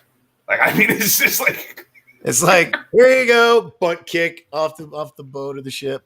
yeah, that last plane, that was one of the most tangible feelings of my life, so to say, when that last Herc flew away from South Pole and just left us there. Yeah, I It bet it was was like, silent. it was this, yeah. I mean, it was the first time we were without a Herc, so to say. I mean, the silence was unlike anything I'd ever heard before. Oh, Mm-hmm. this is actually a funny story. I forgot about this. Okay. Oh, this is so funny. The last flight left. Okay. It's a tradition at the South Pole. When the last flight leaves, we set up the gymnasium, we put up, a big sheet and have the projector, and we watch the thing. It's a tradition. We watch the thing the night that the last flight leaves. Yep. You have to. Yep. And we all joke around, like, get the flamethrowers ready. We're watching the thing tonight, And so again, we're the station's dwindled down to the winter staff, right? So we went, in the summer season, we had like 280 some odd folks. In the winter season, we're down to 49. The last plane left.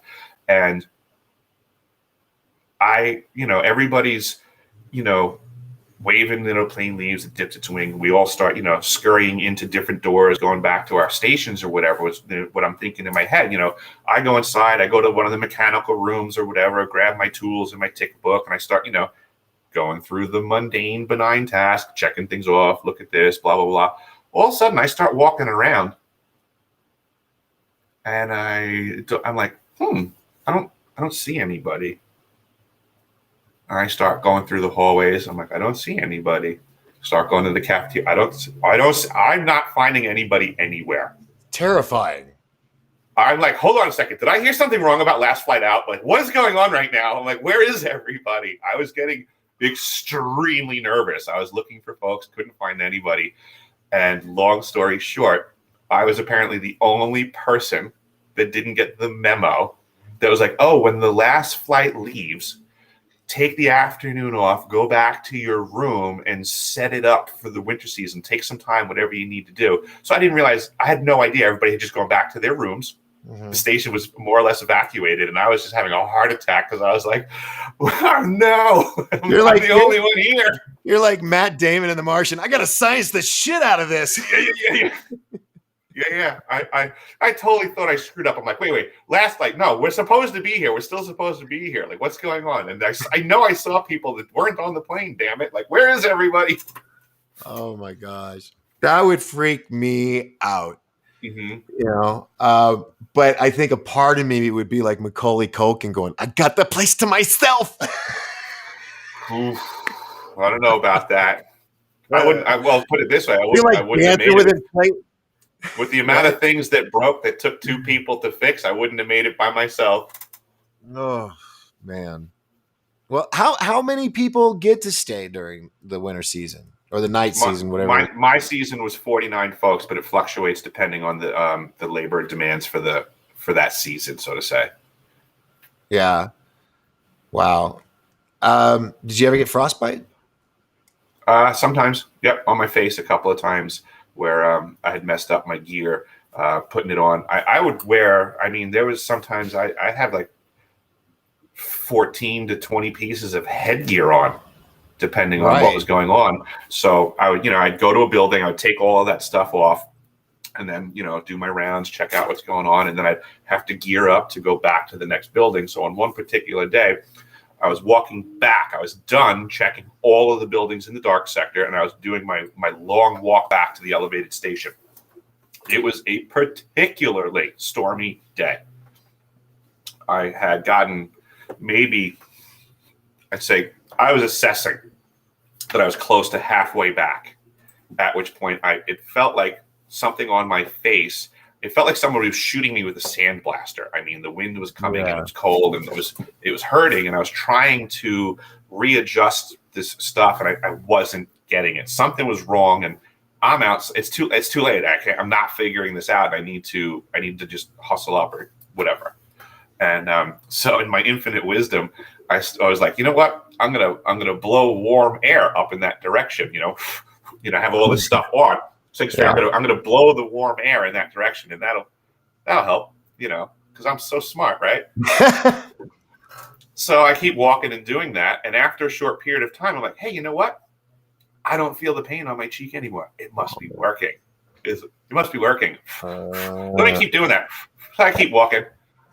And I get to the elevated station, and I walk into the coat room or whatever where we take our gear off, and I start stripping down all of my stuff, and all of a sudden the facility engineer comes walking by, and he's like, "Oh my God, what happened to your face?" And I'm like, "Oh man!" I'm like, I thought I had it dialed in, but it turned out I had a big honking mark like over here on my cheek and like in the corner of my eye and stuff like that. So I had gotten bit pretty well, but it happens. Well, let me ask you. I'm up here in the mountains, and we have really good snow, and got to do the layers. I love doing layers. It's better to do layers than when you're in the Texas heat. You can't strip down anymore, unless you go to jail for being naked. It's do you guys? I mean, is sweating an issue at those temperatures? So you're like just drenched underneath all those layers. No, it's not that you're drenched. It's wow, that's a great question, because the dressing for the elements is extremely complex, and knowing yourself, because it's a whole dynamic. It's not just dressing. It's actually eating and hydrating as well. When you're talking this level of taxing environment, it's like a holy trinity. You can't be just dressed right. You have to have eaten properly. You have to also be properly hydrated, or it doesn't matter what you wore. We would bring water and food with us as well. When I exited the building, I never left without a backpack of emergency gear with me, which included extra batteries, food, water, more clothing, and layers. Well, that was just prerequisite. How do you keep the water from not freezing at those kind of temperatures? Your backup water. Movement. Oh, okay. Yeah, I could actually. You'd be surprised that the Nalgene that I could have clipped on my side, outside, exposed, because it's moving on my hip. How much that matters? Really? It matters. Wow. Okay. It's still getting cold, but you're also consuming it, and I am getting into other buildings. I'll get into another building, and then next thing you know, I'm inside, and it's rewarming my ice water Nalgene that's semi-frozen, but now back to water again. Yeah. Yeah. We took water everywhere. Yeah, because I've seen where you guys open not you, but other people, they open up a door, and it's like blizzard, and you throw the water out, and it just. Yep. So that's why I was kind of curious, emergency water, how do you maintain it? But yeah, I guess if you're moving, it's keeping motion in the bottle. It's not. It's in a sealed container. It's not evaporating out in the atmosphere. Right. Yep. Right. Let's see about the whole. Brooks Agnew. Oh, guys, no, this is Eric Hecker. This isn't Brooks Agnew. Just so you know, Ichabod. But I will be having Brooks Agnew on. I'm going to be doing my shows more leading up to Disclosure Con. So yes, he will be on. I just didn't want I think they misunderstood who you were, because let me pull this back up. There we go. See, there's Eric. That's me. The names disappeared. All right. All right. So we got all that. There's a lot of questions, but they're like just swimming in my head like a whirlpool. You covered the thing. I was going to definitely bring that up, and you made me chuckle with that.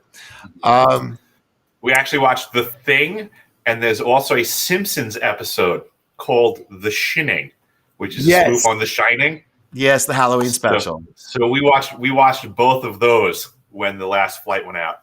Wow. Yeah, just totally got to set the mood for the season. We were Oh, joking when the first flight was going to come back in. I was making a push through the community that I wanted us to all just hide in the crawl spaces and just and just have everybody show up to an empty station. or you should have Amazon some like creature arms and mask and come out of the snow. Mm-hmm. Okay. Speaking of that made me another question. Um, and I'm not saying this happened in your area, but did you hear about the story where they did this actually was on ABC Nightly News and all the mainstream media because it was just unorthodox, but a C-130 Hercules did fly in to evac somebody, and they told the public it was because of a toothache or something. It was a dental issue, and all of people like me were like, bullshit. But they kind of just faded off in the background amongst all the other craziness that's happening in the world. And I'm just curious if you heard about that, because it was something unprecedented for them to fly in during the night season. I And did I did hear about that, and it did sound very peculiar to me. yeah, It's of course by textbook definition, it is an out of the ordinary operation. That's mhm, not what they normally do. right. So things can get really weird, and I know, I mean, from my own experience, they cover weird things. We had in my season, you can look up my winter season made the news as well for Really? an evac. Yeah, my station manager, my winter oversight manager made the news. She was trying to get herself evac. It was all over the news, And and why was she trying to get evac? Was it just getting to her? she was claiming she had a stroke. Oh, okay. I would say that it got to her. Yeah.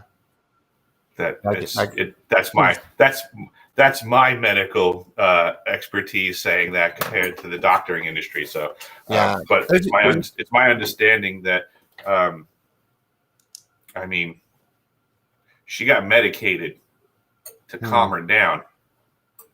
And Yeah. you don't do that to someone because they had a stroke. Right. So whatever her issue was, she claimed she had a stroke, and that's what she was telling the media. And that made the media, and it was all of a sudden like, oh, this horrible corporation has this woman stranded. And it was like, well, we're all stranded. We all signed the same contract. We all knew what we were up against. And now she was suddenly demanding that everybody else risk life and limb For her. for her, but she was relieved of duty. Yeah, you can understand that. Yeah. They evacuated. Oh yeah, they wouldn't evac the woman, but they evacuated an astronaut who tweeted 7 days later they're Different insane. seasons, no comparison. One was wintertime, one was summertime. No Yeah, comparison. I'm just reading this. Yeah, an evac can occur in the summertime. In the wintertime, when she was asking for it, is not even possible. Yeah. Oh, and this was also in the tweet, by the way. This is a fact that Buzz wrote, and I'm glad Ichabod, put it back up here. It was 7 days later that he tweeted, "They're insane. They're crazy. We're all going to die." And there was something else something about him going to the pyramid, and then that's what happened.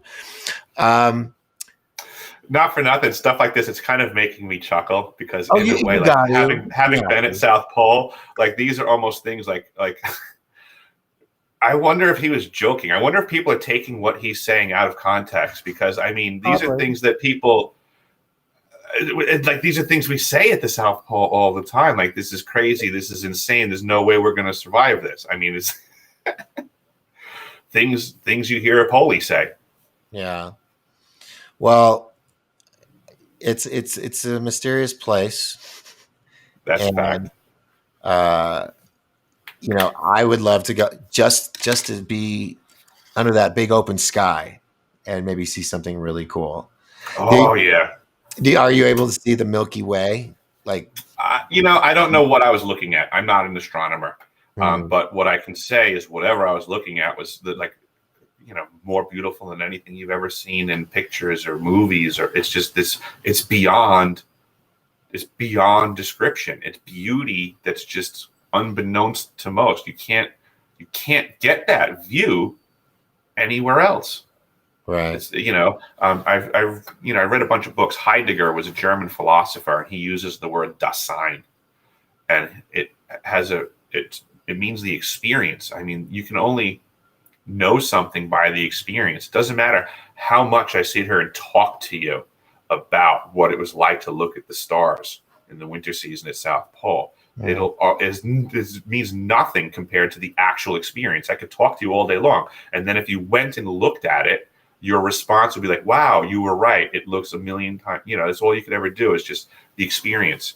And this is one of those things where I feel the description is so far away from the experience. Yeah. Or exasperated. Yeah. This is fun.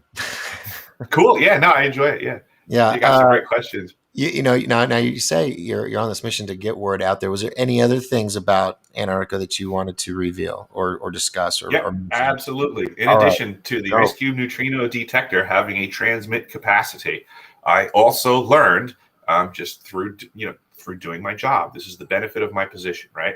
I have to go do some work one day, and I have to shut down the energy to something, right? I have to lock out, tag out a system so that nobody gets hurt, right? So I have to go to a breaker panel, read which breaker goes to what, and I have to turn off the breaker so that I'm safe.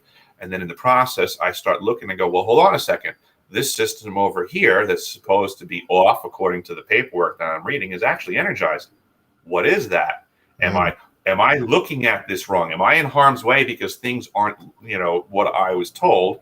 So long story short, I look into it to be safe, and I find out that means the breakers that are on are energizing the ELF, the extra low frequency system. Yeah. This I was told was off. But now when I go to do some work, I found out, no, it's on. Mm-hmm. But because of need to know information in my compartment, they don't need to tell me anymore. Yeah. I know it's on. I know they're using it. I know it's not off. Now everybody can look up exactly what all of the potentials are that an ELF can be used for, both positive and nefarious. Yeah. And then consider that they were lying about being on. And guess which half of the list they're using it for? Wow. So much going on down there. What else? Let me think. We blew up what was left of the old South Pole when we were there, the one that was manufactured in 1957. And what was the purpose to blow it up? We were told that the reason was it was dangerous, that if any heavy equipment was driving over it, it could collapse through the ice, which is interesting because it's nowhere near where our heavy equipment operates. So it was like a pseudo threat of danger that shouldn't be a problem. They could have just flagged it off like every other danger area that the heavy equipment's not allowed to operate in. So I don't know what the issue was in that. I believe that there were probably other shadier reasons that they either blew it up or presented that they blew it up. For all I know, maybe they put a good show on of blowing it up. Possible. Well, I've always had a fascination about Antarctica, but like you said, it's just too big to be everything everybody says. It's just a big piece of land. Do you think that about Lake Vostok? Thank you, Vostok. Mm-hmm. Do you think? I'm just throwing all these conspiracies out that Antarctica is Atlantis? I think there's a huge probability that there was civilization on Antarctica in the past, in great antiquity for sure. Whether that is specific to be Atlantis, I don't know if I want to make that leap, but I would say it was certainly civilized at some point. Because Admiral Byrd, when he did his flight, and he found not necessarily tropical areas, but areas that had grass and plants up there. It's such an intriguing place. Mhm. It's got so many questions. I mean, of course. I, I Go will ahead. throw something out there. You just triggered a thought in my head because I see you're Okay. obviously digging for the big picture info. Okay, Mhm. have you heard of John Warner? Senator John Warner recently Yeah. passed away. No, I didn't know he passed away. He passed away a month or so ago. Okay. He was previously the Secretary of the Navy, which put him in charge of Operation Deep Freeze, which is the Antarctic operations. At some point in his career, he was Secretary of the Navy. It puts Operation Deep Freeze, Antarctic operations, under his watch. Okay. His son, John Warner IV, has reached out to me. We've communicated Oh. because of the stuff that I'm putting out there. Uh-huh. He has decided to share info with me. One Okay. of the tidbits of information that he shared was that his father told him that when he was doing Operation Deep Freeze, he became informed that the submarine fleet was making tunnels and had a secret submarine base in Antarctica. Okay. We've heard of that. Yeah. John the son asked John the father, what is this for? His father's answer was space operations.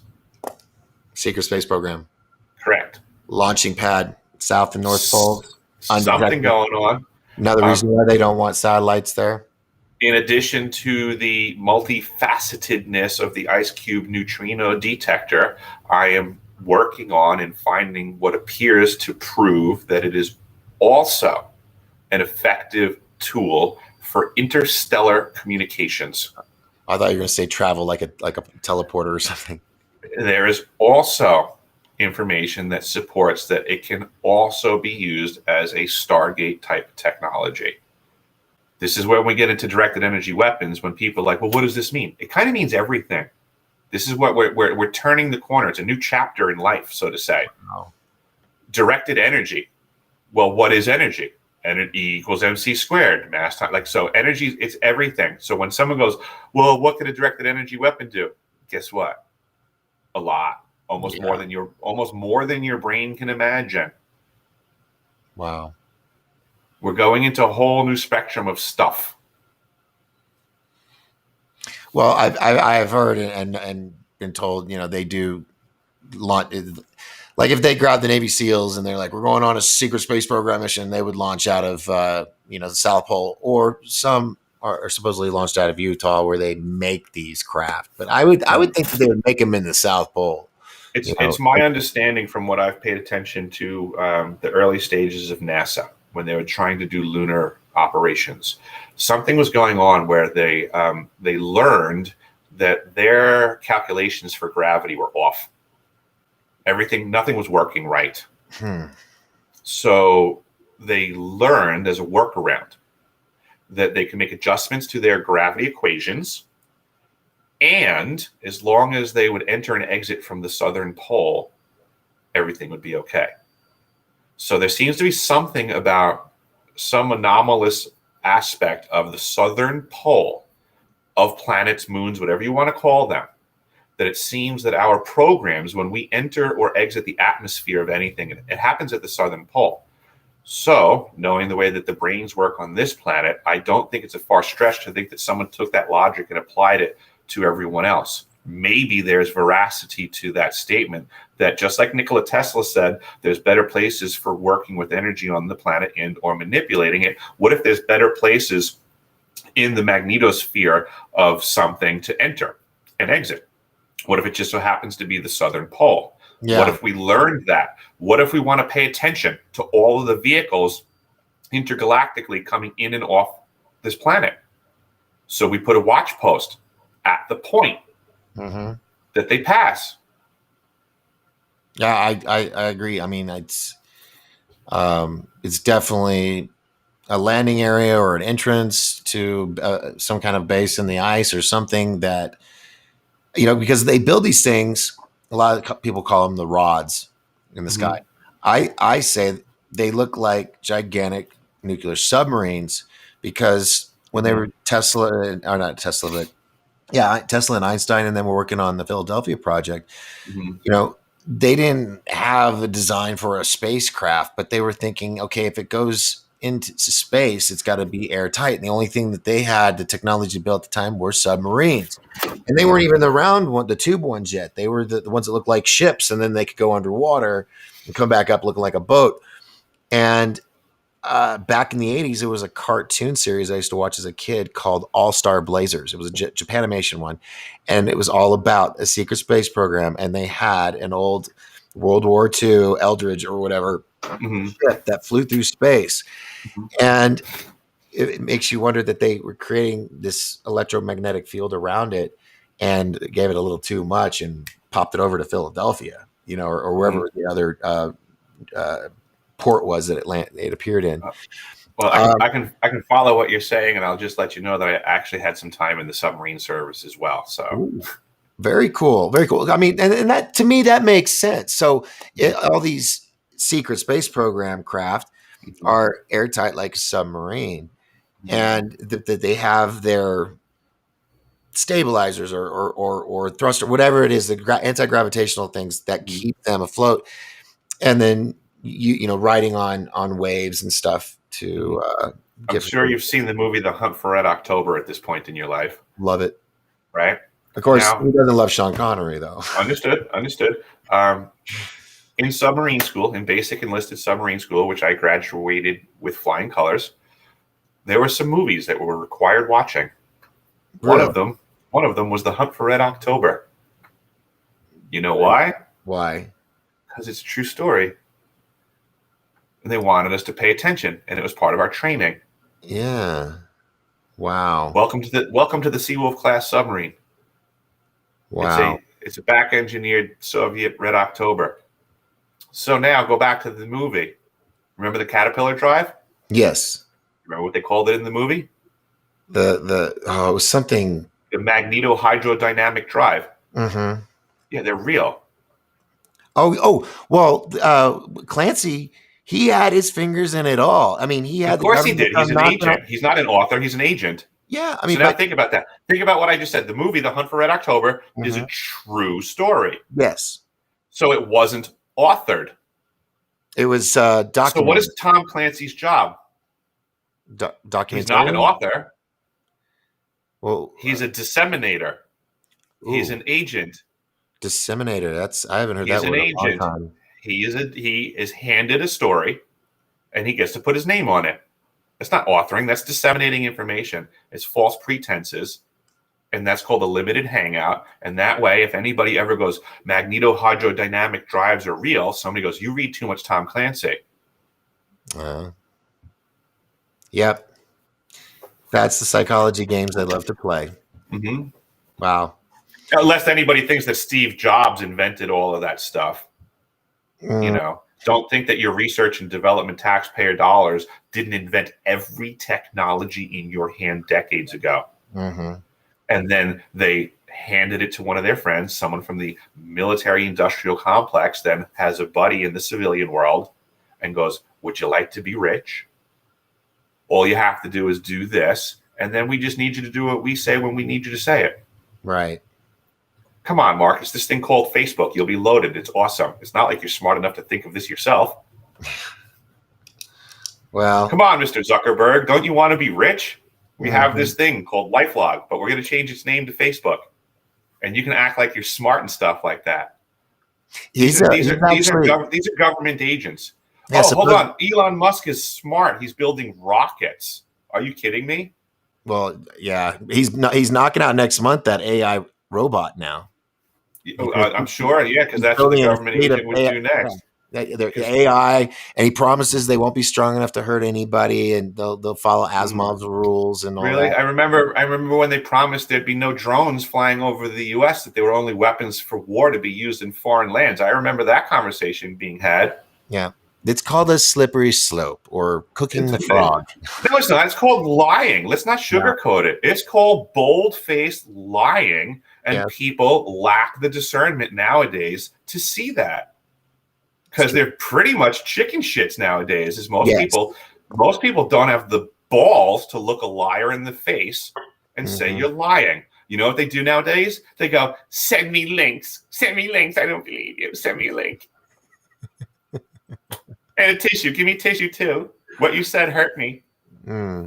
Yeah, it's got to be the fluoride in the water. Just everybody became wusses. I mean, there's a lot of people up there ready to stand up and all that, but you know, we've got this trucker thing going on the 31st. And I hope to God it happens because I'm really getting tired of hearing the talk. I'm really getting tired of seeing the protests and people just shouting while they're getting their ass beat or killed by law enforcement. I'm not going against law enforcement, but it's just a fact. It happens. And All we need is solidarity and unity. All we need to do is stop letting them wield the tools of division so effectively. At the start of all of this baloney, there was a country, I think Norway, Sweden, Denmark, I forget which one, I always forget. But they did what they called the pots and pans movement. All they did as a nation, when everybody said, you have to do this, we're the government, you know what they said? No. They laughed at the government. They all went home. No one went to work. They stayed at their houses, and they banged on pots and pans and told the government, we're going to keep doing this until you leave. That's kind of what the truckers are doing with this protest. And we can't just leave it to the truckers. We need more solidarity than that. No. Yeah, but it's all of Australia truckers and all of U.S. truckers, and now other people are saying let's shut down businesses until these mandates are gone. And shut everything down. Shut it all down. Everyone should stay home. Yeah, and this is what I want to. I want to do a little video, and I send it out. # all the trucker life, trucker families, TikToks, and all that. And I got a huge following overnight from that. But I think I want to get on there and tell them, hey, truckers, at 9 a.m. on the 31st, when you guys turn your stuff off, blow that horn for 60 seconds. That way, it's not just something that happens, but people that aren't aware that they're in their own little worlds, they're going to hear all this horn going, and they're going to go, what the hell is it going on? And then they're going to learn. Because if it's just silent, they're just going to go, shit, there's no toilet paper this week. Do you remember the movie The Network back in the 70s? Yes. I'm mad as hell and I'm not going to take it anymore. Yes. That's what we need to happen. That's it. I know. 1,000. Everybody should go watch that movie. You want to know what's going on in the world right now? It was predicted in the 70s. There's a movie called The Network. Yes. It lays out the hell that surrounds you right now that you're unaware of. Yes, and if you don't like older movies, which I still think you should see, that is definitely Wag the Dog. Oh, yep. That just shows how the media news just completely have manipulated us. It's a farce. It's a total farce. Yeah. Well, Eric, I mean, we're getting up to the top of the hour. Is there anything else you want to get out? I'm definitely. I got to have you back again. Sure. I'd love to come back because I'm actually really good friends with Jim Goodall, who's also going to be at Disclosure Con this year. And Jim Goodall was mentioned by the guy that ran Skunk Works. He just died recently, and then a new kid came in. I knew that name for some reason. I'm like, that name is Ben Rich. Ben Rich. Yeah. He ran Skunk Works, and he was the guy that said, we have technology to send ET home. Well, he was good, almost best friends with Jim Goodall. I had a bunch of names floating in my head. And Jim is also a historian on aircraft. And last month or the month before, the new guy that's been there for about 3 years invited Jim to Skunk Works to have a private tour by the guy that heads it up, right? And they gave him a Skunk Works statue and everything because he does books. Actually, can you hold on like 40 or like 20 seconds? Let me grab what you got to do. Yeah, grab it. All right. Hold on. Oh, what do you have, an auto tracking camera? That's pretty funny. It thinks you're on the other side of the wall. It's trying to find you still. Okay. So I think you. Oh, wait. The camera tried to follow you or something. Oh, it did, didn't it? Yep. You got an auto tracker. It chased you. Yeah, it's AI, but I completely went out of the thing. So anyway, this is how smart AI is, folks. Right. So this is his 28th book. Oh, nice. 75 years of Skunk Works. Ooh, nice. That's got to be fun. Hold on, let me move this. So yeah, and it's got all the craft. And this is the book that the new guy at Skunk Works said, dude, Jim, there's stuff in here I didn't even know about. Come take a tour. Nice. And I just thought that was, and it's thick. He's going to have that. These are going to be a Disclosure Con. Oh, So cool. if you want to, or anybody that's watching, and you come to Disclosure Con, and inside it's just pictures. I mean, with descriptions and stuff, but it's gorgeous. That's nice. And he's got 28 books. This one's on the B2A Spirit, Mhm. and then of course he actually worked when he was in the Air Force. That's why he knows so much. He worked on the Blackbird. He Mhm. made this thing fly. And so there's a whole thick book on this as well. But the Mhm. one I think you're going to dig is the one on submarines, fast attack submarines. Oh, nice. Yeah. Mhm. And I mean, it's like Clancy style, but in Mhm. photos. Mhm. Um, but If you ever want to read a great book, check uh-huh. out a book called Blind Man's Bluff. I've heard of it. Great book about Is it a submarine military book? operations. It's about submarine operations and what people don't know is going on under the water. Oh, yeah. Because Yeah. there's a lot going on. And that's why they call it Blind Man's Bluff. A lot of folks don't realize, I mean, once that boat goes underwater, they're at war. Yeah. And, Wow. The nations of the world function this way. Wow. Well, Eric, we're getting to the top of the hour. I'm going to do my goodbye stuff, but I just want to say it has been a fucking pleasure to have you on the show tonight. Thank you so much for having me. I just dig you, man. I mean, you just don't give a fuck attitude. Let's GSD. Let's get shit done. And I admire and appreciate people like that, like you. So, but I do want to stay in touch, and I do want to introduce you to some people, some that, and maybe I don't know what it is you do for a living now, but if we ever get to go out again, maybe get you on the circuit so you can start talking about all this. I'm game. I'm actually going to be doing a 5D event in November in Vegas. Nice. Yep. So it'll be the first time I jump over to a convention. Okay. So Well, I'm dipping my feet in the water. I'm going in that direction. I'm trying to talk more and get the info out there. You're going to Vegas. You're jumping in head first in the deep end. Oh, okay. Yeah. Apparently. Yeah. That's what I do. Yeah. Yeah. No, that's me too. So that's cool. If you're free, and there's a little bit of product placement here. If you guys are free October 2nd and 3rd here at the Honda Casino Resort, that's HON-DAH. It's the Apache Reservation. They got this 9,000 square foot beautiful ballroom, huge stage, and we got vendors and stuff and a bunch of speakers. And it would be really cool if you all come, especially you, Eric. I mean, you're in Alaska. That's an expedition to get out here. Understood. We'll have to plan it out and get the early bird tickets for you and stuff for next year. Let me pull this up so I don't forget anybody, because I do have a tendency of doing that. Wait, if I spell it right. Disclosure Con. There we go. Just so people that have joined tonight, TikTok. I haven't forgot about you guys. Sorry you got the back shot, but I wanted you to see the screen. This year, 2021, we've got Paula Asteria from Hollywood. She's an actress, musician, ufologist. She was on Star Trek Picard. Of course, James Goodall, who I just mentioned about, who's going to, this is a new book, Skunk Works, 75 years. Brooks Agnew, who I mentioned to you about the Hollow Earth expedition. From Edge of Wonder out of New York, Ben Chastain. From the show I am just, I can go, I'm like a sprinter. I can go for about 2 hours. I'm like, Mike Barra. Stay hydrated, see? This is what I learned in South Pole. Yeah. Mike Barra from Ancient Aliens. He will be there as well.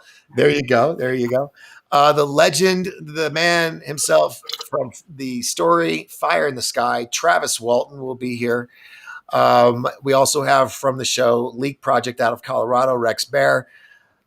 Seer of the Unseen and Psychic to Royal Families, Christopher LaPrath, and the man that inspired, and basically his diary was the whole first season of The X-Files, the X-Man himself, John D'Souza, 25 years of the FBI. And from Third Phase Moon out of Hawaii, Blake and Brent Cousins will be doing a video presentation from Hawaii. And then we're going to be showing a special movie presentation at the end and a bunch of VIP parties both nights. So all you out there, please come and join. And like I said, Eric, I don't know how I could get you down here this late in the game, but I definitely want you next year to talk about all this. I mean, because we talked for about 2 hours. So, and I give everybody an hour because I've got 11 people speaking. So, Mhm. got to be fair because they're all used to, I'm done a 3 hour thing. No, not this time. Mhm. And that way people have breaks in between and whatnot. But yeah, I definitely want to talk to you later after this event. We'll get online and chit chat. Yeah, absolutely. Yeah, we'll keep in touch. We'll get some stuff dialed Yeah. in. Because I would love to have Jim on here with you. I can have up to 10 people on this thing, Mhm. for shows. Maybe have a show where you come on with Brooks Agnew with his whole Inner Earth thing, and Brad Olson, who has Mhm. been to Austin. He didn't stay a whole year like you did, but he was there. I'd like to hear about his sailing trip. Actually, that sounds. I mean, going from Ushuaia to McMurdo that's still an adventure. Yeah, they went through that one little barrier area that ships always crash in. Yeah, I wouldn't want to be on those waters. Yeah. But we actually did this series called Antarctica by Sail. It's on the sci-spy.tv network. Mhm. And I think it's like 12 episodes we did. And we got some good stuff. It's home movie-ish. Mhm. He came back, he's like, let's make a movie. I'm like, okay, I'll do what I can. And it turned out pretty good. Mhm. So, Cool.